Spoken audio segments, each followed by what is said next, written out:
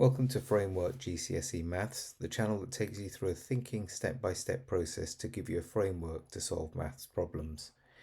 In today's video, we look at question 19 in the higher tier Edexcel Maths Paper 2, June 2019, that combines a knowledge of 3D trigonometric problems with ratio problems.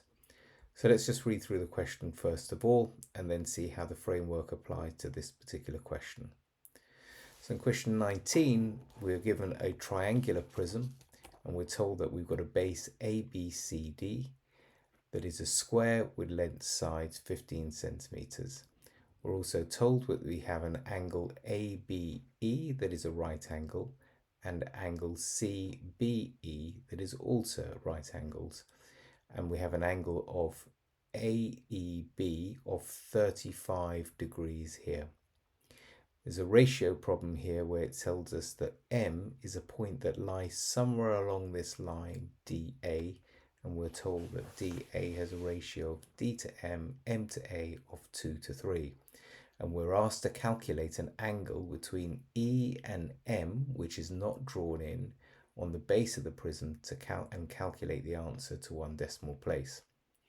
So what's the approach we take to solve this type of problem?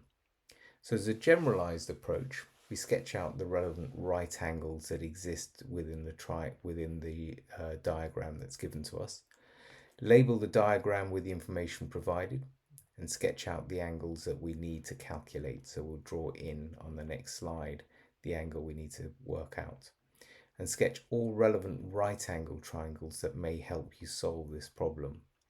Step 2 is consider any key expressions or points or ratios that are given to us, and in this case we're told that line DA is split up in a ratio of 2 to 3.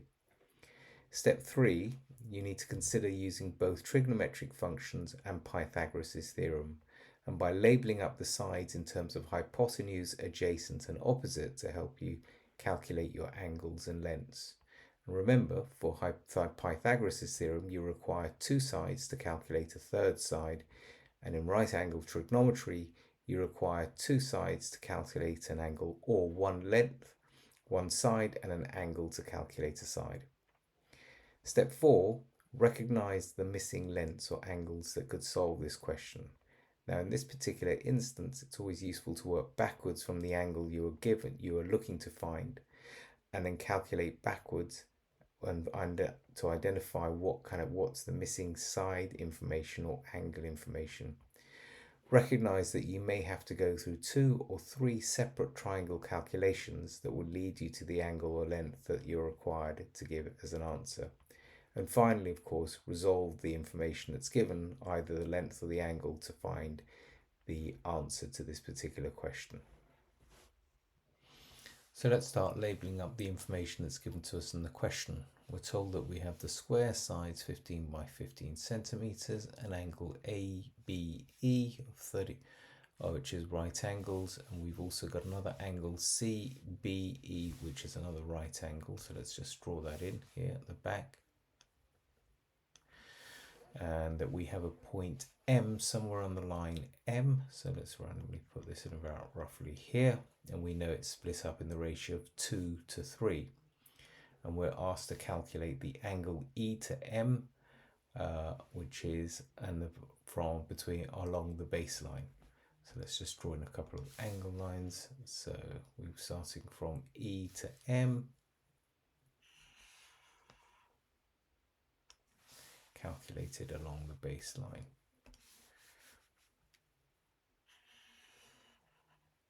And we're looking to calculate an angle, and let's label this up as theta. We've also been given the information that our line is split up as D to our ratio is on the line D to A. Now let's look at how we calculate that particular type of problem here.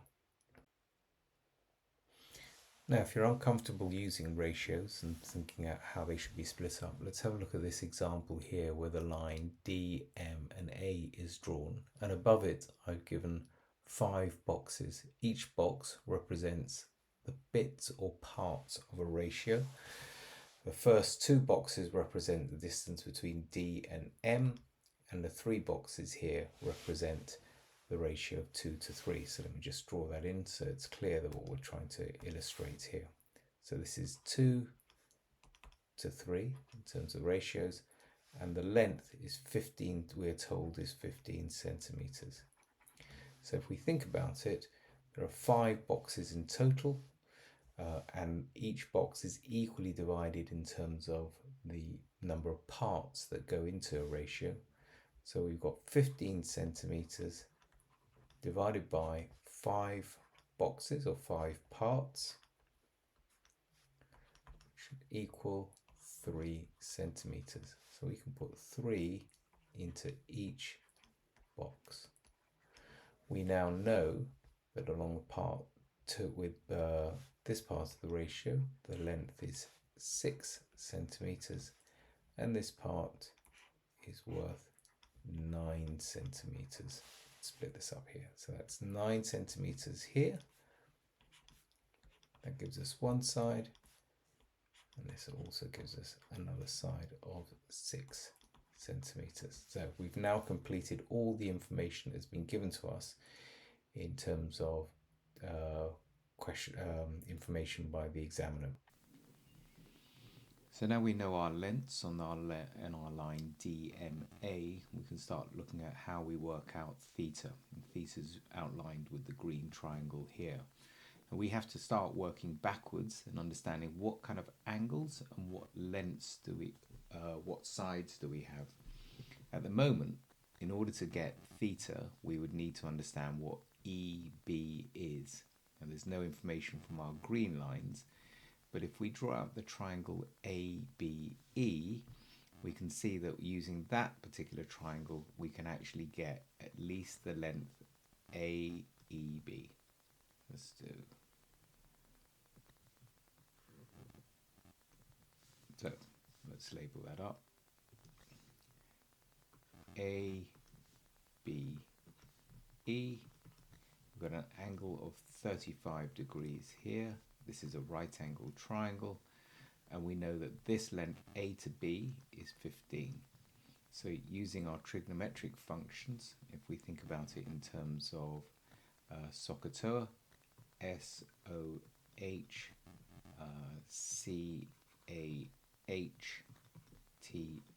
CAHTOA, if we look at our tangent, tan of 35 degrees is equal to the opposite, which is EB, over adjacent, which is AB. We'll put the numbers in there. So tan 35 is equal to EB over 15. Therefore, EB is equal to 15 multiplied by tan 35 degrees. Calculate, put that into our calculator, we find that this is now 10.5031. Take it to as a reasonable number of decimal places, because the final answer asks you to 1 decimal place, and when you start rounding up you could get a rounding up error, so take it to at least 3 or 4 decimal places in your initial calculation. So you've got now the length of EB, which is this here, 10.5031. That gives us that length there. What we're now looking for is how that information can allow us to calculate either of these green lines, the lengths of the green lines here. Now this line here gives us you can think about this in terms of a right angle triangle. So let's see if we get what other right angle triangles we can get here. We've got the triangle M to A and then A to B. That would, if we were to use Pythagoras' theorem, we could get at least the length of that line, the green line there, which would actually be the hypotenuse. So let's draw out a second triangle. Well, we have this.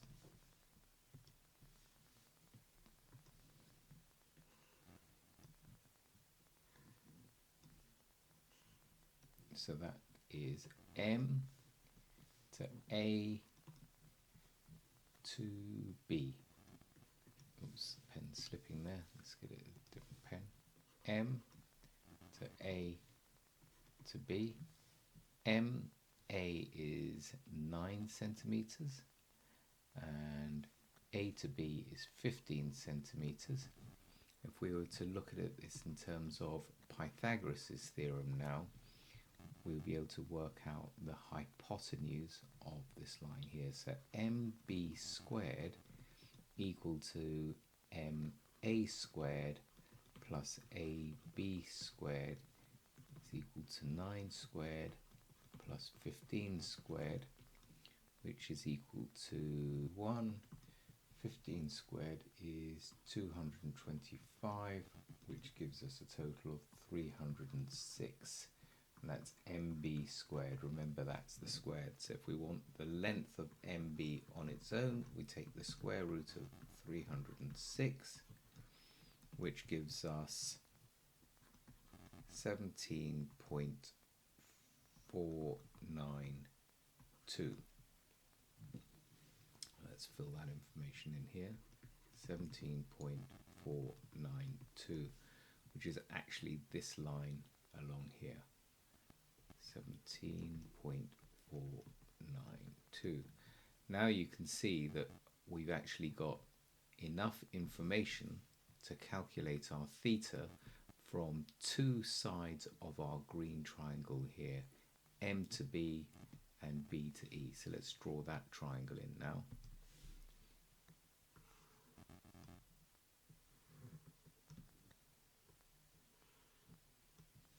Just label it up so it's clear. We've got M, we've got B, and this is our E, and this is our angle theta.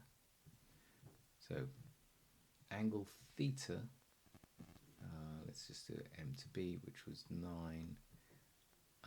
So M to B, which was 9, was 17.492. B to E was 10.5031.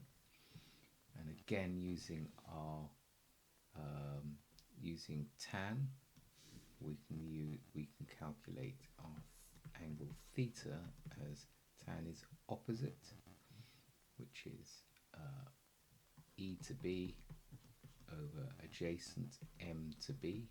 Let's just write this out in numbers. 5031 divided by 17.492. If we do the inverse of tan, so that we can write that out as theta is equal to tan, and we'll put all of this in brackets.